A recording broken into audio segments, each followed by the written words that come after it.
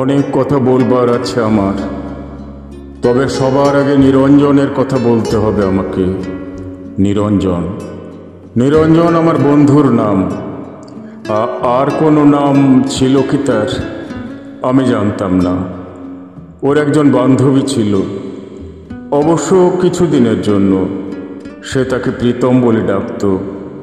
ওর বান্ধবীর নাম ছিল জয়লতা। নিরঞ্জন জয়লতা সম্পর্কে আমাকে কিছু বলেনি তেমন। জয়লতাকে কখনো কোনো চিঠি লিখেছিল কিনা সে কথাও আমাকে সে বলেনি। তবে জয়লতার চিঠি আমি দেখেছি।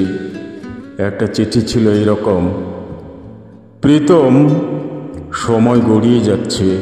তুমি বলেছ এখন দুঃসময়, কিন্তু আমি জানি সব সময় সুসময় যদি কেউ ব্যবহার করতে জানে তাকে। আমি জানি বেশি দিন নেই, যদি পারো এক্ষুনি তুলে নাও, নইলে অন্য পুরুষ ছিবড়ে খাবে আমাকে। আমার ঘরে বসে সিগারেট টানতে টানতে নিরঞ্জন চিঠিটা চুপ করে এগিয়ে দিয়ে বলেছিল, বিভু, চিঠিটা পড়ুন। আমি প্রথমে পড়তে চাইনি, পরে ওইটুকু পড়ে তার দিকে তাকিয়েছিলাম।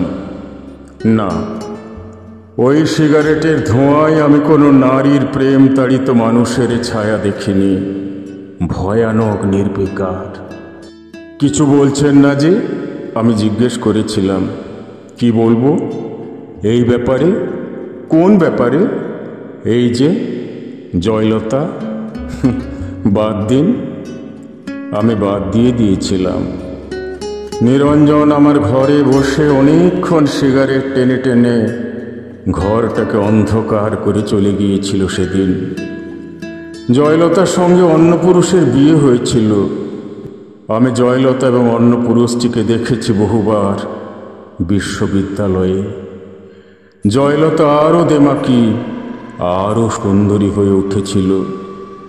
অন্য পুরুষ ছিবড়ে খেলে মেয়েরা বুঝি আরও সুন্দরী হতে থাকে। এ কথার সূত্রে নিরঞ্জন আমাকে বলেছিল, মানুষকে এত ক্ষুদ্রার্থে নেবেন না। মানুষ এত বড় যে আপনি যদি মানুষ শব্দটি একবার উচ্চারণ করেন, যদি অন্তর থেকে করেন উচ্চারণ, যদি বোঝেন এবং উচ্চারণ করেন মানুষ, তো আপনি কাঁদবেন। আমি মানুষের পক্ষে, মানুষের সঙ্গে এবং মানুষের জন্যে। হ্যাঁ, মানুষের মুক্তির জন্য নিরঞ্জন মিছিল করত। আমি শুনেছি নিরঞ্জন বলছে, তুমি দুষ্কৃতী মারো, বাঙালি মারো, হিন্দু মুসলমান মারো, গেরিলা তামিল মারো, এভাবে যেখানে যাকে মারো না কেন ইতিহাস লিখবে যে এত মানুষ মরেছে। বড়ই করুণ এবং বড়ই দুঃখজনক। শক্তির সপক্ষে তুমি যারই মৃত্যু উল্লেখ করে উল্লাস করো না কেন, মনে রেখো মানুষই মরেছে।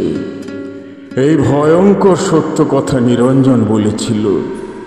মিছিলে হাত উঁচিয়ে বলেছিল, এভাবে মানুষ মারা চলবে না, মানুষকে বাঁচতে দাও। কিন্তু নিরঞ্জন বাঁচেনি।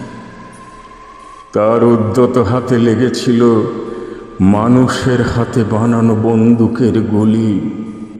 বুকেও লেগেছিল, যেখান থেকে মানুষ শব্দটি বড় পবিত্রতায় বেরিয়ে আসত। সে লাশ আমার বন্ধু নিরঞ্জনের লাশ। আমি দেখেছি রক্তাক্ত ছিন্ন ভিন্ন লাশ। মানুষ কাঁধে করে তাকে বয়ে এনেছিল মানুষের কাছে। জয়লতা সে লাশ দেখেছিল কিনা সে প্রশ্ন উঠছে না। দেখলেও যদি কেঁদে থাকে সে প্রকাশ্যে অথবা গোপনে, তাতে নিরঞ্জনের কোনো লাভ হয়নি। মানুষ কেঁদেছিল। আমি জানি তাতে নিরঞ্জনের লাভ ছিল। নিরঞ্জন প্রমাণ করতে পেরেছিল গতকাল মিছিলে আইন অমান্যের অভিযোগে যে দুষ্কৃতী মারা গিয়েছে তার নাম নিরঞ্জন। সে আসলে মানুষ।